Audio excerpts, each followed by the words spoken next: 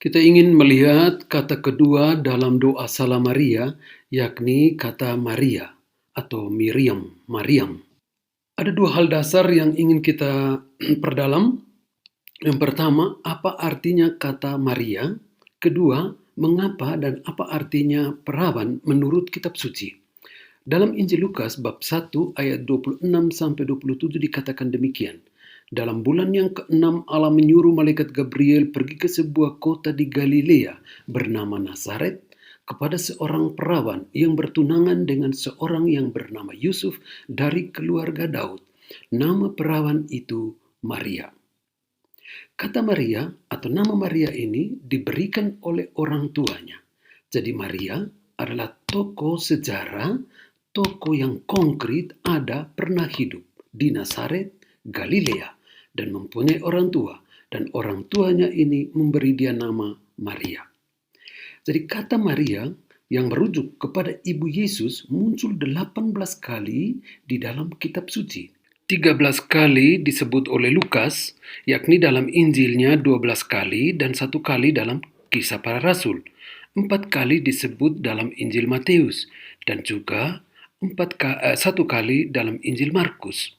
Sedangkan Yohanes tidak menyebutkan nama Maria sekalipun. Kata Maria berarti tempat tinggal yang tinggi di mana berdiam yang ilahi. Kata ini kita ingat dalam tradisi Yahudi selalu melihat tempat yang tinggi sebagai tempat pertemuan Allah dengan manusia, misalnya di atas gunung. Ataukah orang-orang Timur Tengah juga menganggap bagian rumah yang paling atas atau menara sebagai tempat tinggal Allah di mana manusia bisa berkomunikasi dengan Allah. Apa arti kata ini bagi kita? Kita dipanggil untuk menjadi Maria-Maria yang menjadikan diri dan hidup kita sebagai tempat tinggal Allah, tempat tinggal orang lain yang menjadikan diri kita sebagai tempat di mana orang lain bisa berjumpa dan bertemu dengan Allah. Sehingga setiap kali kita menyebut kata Maria, sebenarnya itu terkandung satu panggilan kepada setiap orang untuk menjadikan dirinya, untuk mengikhlaskan dirinya sebagai tempat tinggal bagi yang ilahi. Sebagai tempat tinggal di mana orang bisa berjumpa dengan Allah lewat kita dan di dalam diri kita. Itu artinya Maria. Sehingga kita bisa menjadi Maria-Maria di zaman ini ketika kita mampu membuka diri dan memberikan diri kita sebagai tempat tinggal Allah dan juga sebagai tempat perjumpaan kita dengan Allah dan perjumpaan orang lain dengan Allah dalam dan lewat kita. Yang kedua, perawan. Maria perawan. Apa kata kitab suci tentang ini? Maria disebut oleh Tuhan lewat mulut malaikat dengan nama perawan.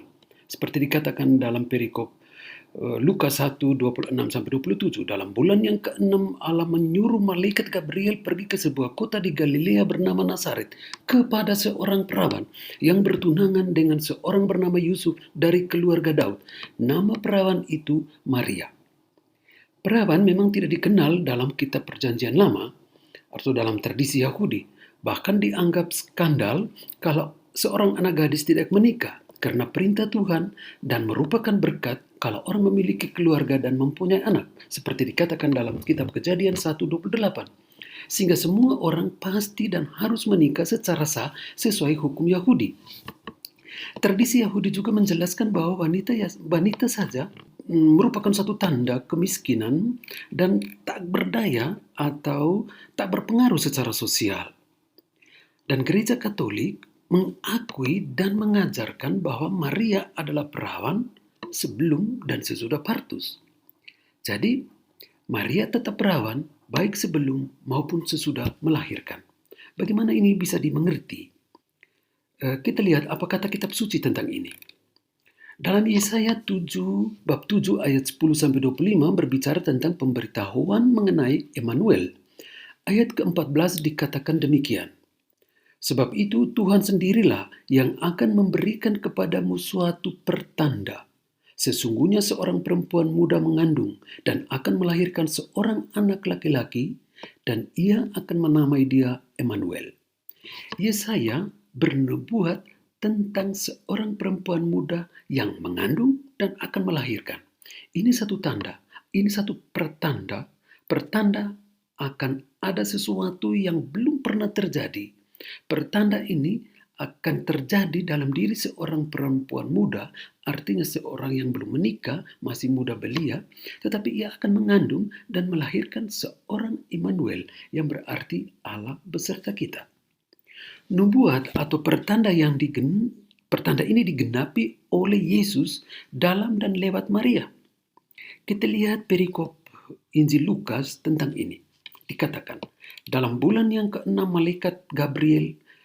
Allah menyuruh malaikat Gabriel pergi ke sebuah kota di Galilea bernama Nazaret kepada seorang perawan yang bertunangan dengan seorang bernama Yusuf dari keluarga Daud. Nama perawan itu Maria. Jadi yang pertama dituju adalah Maria yang perawan. Malaikat berkata, sesungguhnya engkau akan mengandung dan akan melahirkan seorang anak laki-laki dan hendaklah engkau menamai dia Yesus. Kalimat malaikat ini menggenapi apa yang sudah dikatakan oleh Nabi Yesaya. Tapi Maria bingung. Bagaimana itu mungkin terjadi? Mustahil terjadi seorang wanita mengandung tanpa laki-laki. Atas keraguan Maria ini, malaikat menjawab, Roh Kudus akan turun atasmu dan kuasa Allah yang Maha Tinggi akan menaungi engkau. Sebab itu, anak yang akan engkau lahirkan itu akan disebut kudus, anak Allah. Kita lihat bagaimana Injil Matius menjelaskan tentang ini.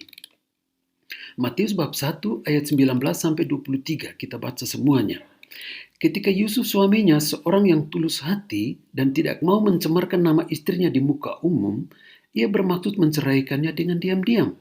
Tetapi ketika ia mempertimbangkan maksud itu, malaikat Tuhan nampak kepadanya dalam mimpi dan berkata, Yusuf anak Daud, janganlah engkau takut mengambil Maria sebagai istrimu, sebab anak di dalam kandungannya adalah dari Roh Kudus.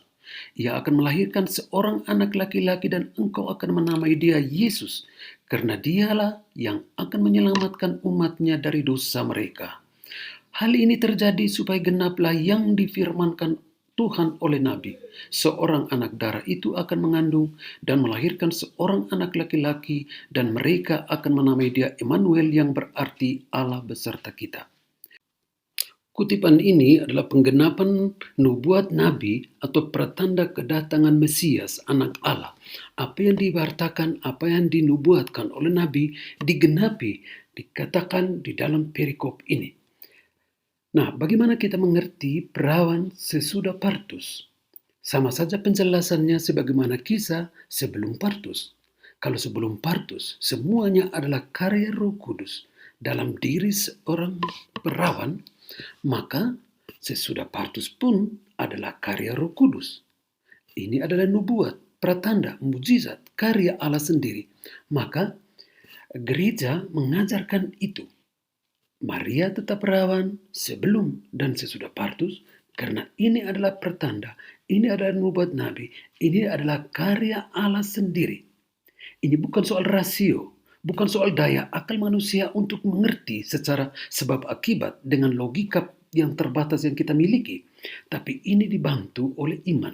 Iman yang membantu budi untuk mengerti misteri Allah kepada Maria. Misteri yang dikerjakan oleh Allah dalam diri perawan Maria. Jadi Maria status sebagai perawan bisa kita jelaskan lebih bersifat spiritual.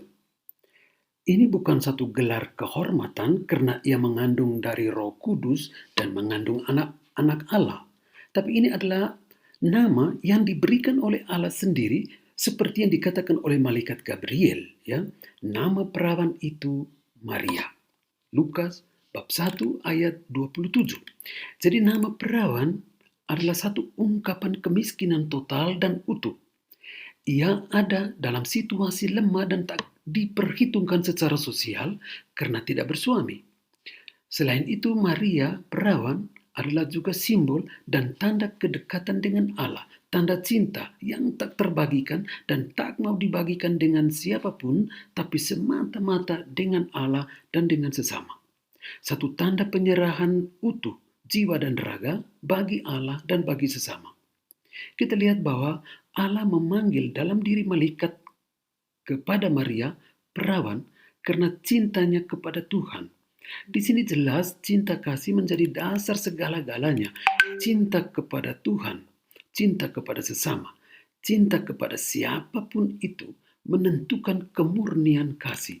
Sehingga menjadi perawan berarti satu bentuk dan satu cara hidup memanggul salib Kristus. Bagi Maria, ia memanggulnya dalam dan bersama dengan Kristus. Penyertaan Kristus inilah yang menjadikan Maria itu perawan, punya nilai yang mulia dan nilai yang menyelamatkan banyak orang.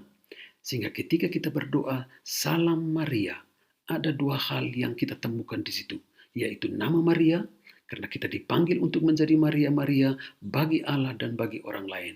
Demikian juga kita adalah orang-orang yang berstatus seperti Maria, perawan, karena kita menyerahkan diri kita seutuhnya kepada Tuhan, dan karena Tuhan sudah lebih dahulu memberikan dirinya seutuhnya kepada manusia demi keselamatan manusia, demi kebahagiaan manusia di dunia ini.